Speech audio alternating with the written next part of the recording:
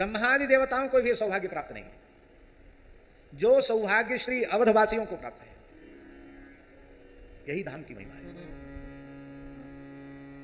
हम क्या कहें महाराज जी, धाम के कुत्ता बिल्ली का जो सौभाग्य है वो सौभाग्य भी देवताओं का नहीं। हमारे ब्रज में आनेर गांव के एक श्री वल्लभाचार्य महाप्रभु के कृपा पात्र थे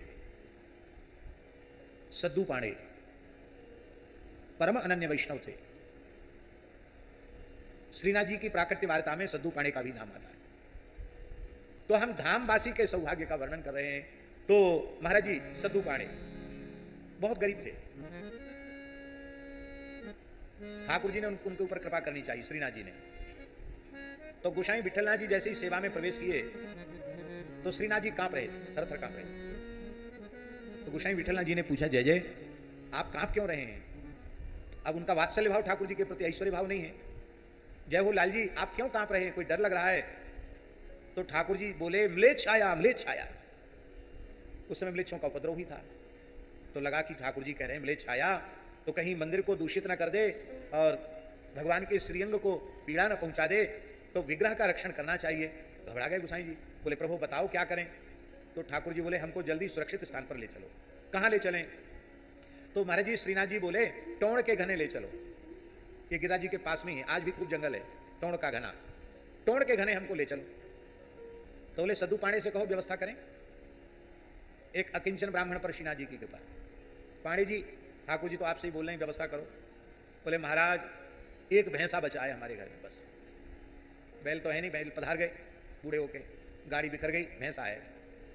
तो भगवान मुस्कुराए, बोले चलो भैंसा ही ठीक है, हमारे साले साहब हमेशा भैंसा की सवारी करते हैं यमराज, हम भी बैठ जाएंगे तो क्या गजब हो जाएगा, बैठ जाएंगे।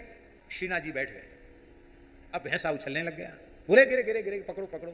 तो एक तरफ से श्री कुंभनदास जी ने पकड़ा, एक तरफ से चतुर्दास जी ने पकड़ा। अब झारी बंटा सब लेकर के दौड़े, दौड़ते दौड़ते वहां पहुंच गए। अब पहुंच करके बोले अब भोग लगा। श्रम भोग, इतना श्रम हुआ है, बार बार भोग रखा जाता है वहां बल्लभकुल में। सामने भोग रखा तो ठाकुर जी पा नहीं रहे थे। क्यों नहीं पा रहे हो?